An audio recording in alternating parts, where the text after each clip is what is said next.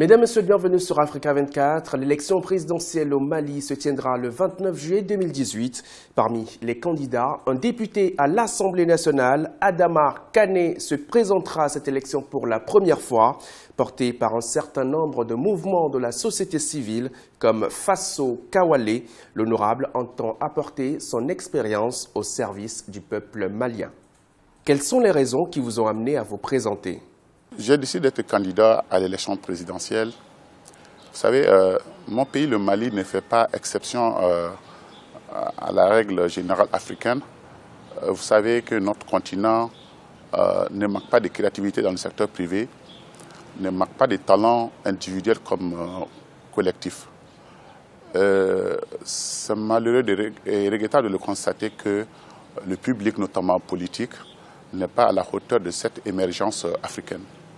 Et qu'il y a beaucoup de choses à y faire et toutes les bonnes volontés se sentent stimulées à y jouer une partition, un rôle.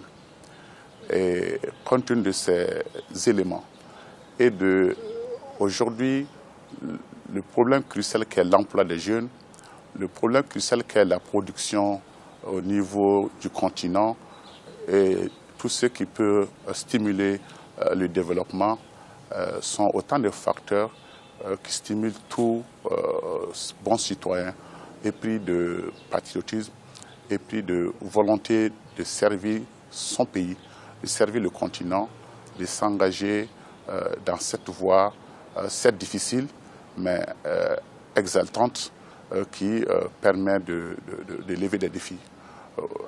Voilà en quelques mots, si je peux répondre à votre question, qu'est-ce qui m'a motivé à m'engager à cette candidature à la présidentielle au Mali en juillet 2018. Dans quel état se trouve le Mali aujourd'hui? Le nord et le centre de notre pays, malheureusement, connaît une crise sécuritaire, une crise communautaire qui a commencé par une rébellion à ses frontières en 2012 et actuellement qui s'est malheureusement propagée et qui couvre une grande partie de notre territoire national. À la rébellion s'est succédé des attaques terroristes jusqu'à ce que nous constatons aujourd'hui qu'il y ait des guerres entre des communautés, qu'il y ait des affrontements des communautés et qui n'est pas du tout souhaitable et qui est fort et regrettable. Ce constat est douloureux. Ce constat doit être rapidement, doit trouver rapidement une solution.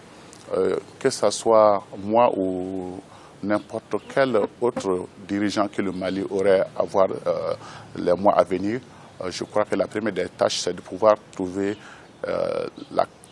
l'accalmie, la paix, la tranquillité au nord comme au centre dans notre pays, du moins stopper pour que cela ne se propage pas. Quelle solution préconisez-vous pour les zones qui sont dans l'insécurité? La solution, je suis conscient qu'elle n'est pas à portée de main, elle n'est pas facile. Mais cela ne veut pour autant pas dire qu'on doit se savourer vaincu. Et aujourd'hui, nous avons perdu un temps à ne pas pouvoir communiquer suffisamment entre des communautés.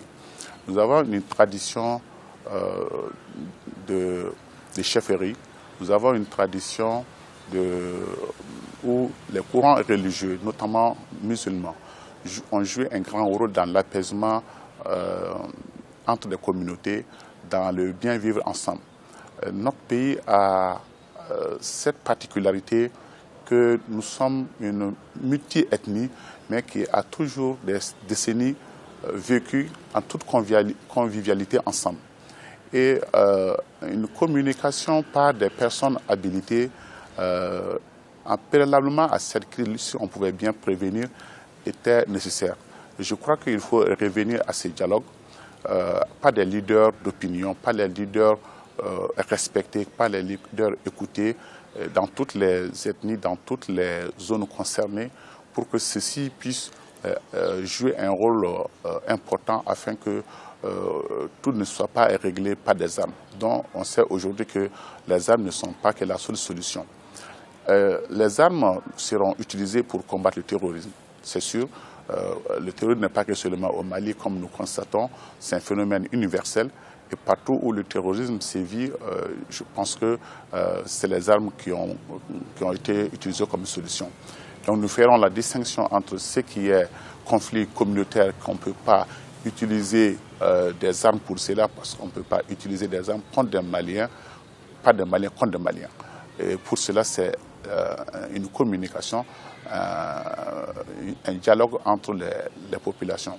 Parlez-nous de votre projet de société. Dans mon projet de société, la première des choses à laquelle il faut s'atteler, c'est de ramener la stabilité dans le pays. Fort heureusement, nous avons la présence, nous avons le G5 qui est un bon outil actuellement appréciable. Nous avons également un accord de paix qui certes comporte des lacunes, mais le plus important, c'est que la communauté internationale reconnaît l'intégrité territoriale du pays et ouvre une porte au dialogue. Et donc, il faudrait manager cet instrument pour parvenir à une paix, tout en faisant la distinction entre les vrais partisans de la République et ceux qui se cachent derrière la rébellion, qui ne peuvent pas être des vrais négociateurs de la paix.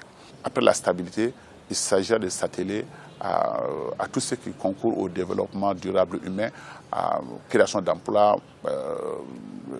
à la production intérieure, sans oublier l'investissement dans le secteur humain qui est la formation, qui est la santé et les infrastructures publiques qui sont indispensables pour que des investissements industriels puissent s'opérer. Voilà en quelque sorte ce que nous prévoyons pour notre pays. Avez-vous un appel à l'endroit de vos concitoyens? L'appel que je lance aux électeurs, c'est un droit pour chaque citoyen de choisir le candidat selon son programme, de choisir le candidat selon la conviction qu'on ait de son programme et de sa personne. Nos États, depuis 50 ans déjà ou plus, ont acquis leur indépendance et le système que nous avons connu de toutes ces années a atteint ses limites.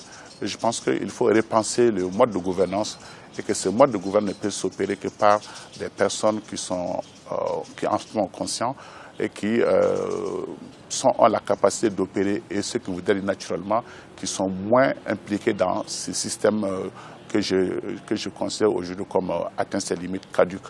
Alors, pour ce faire, j'en appelle au sens élevé de tous les électeurs de voter positivement pour un vrai changement, pour un changement de système, pour un changement de responsabilité, pour que l'Afrique prenne son destin en main, pour que notre pays prenne son destin en main, pour que nos compatriotes puissent trouver un emploi décent dans le pays, puissent participer au développement dans le pays, puissent participer à l'éclosion d'un nouveau pays, d'un nouveau développement, d'une nouvelle nation.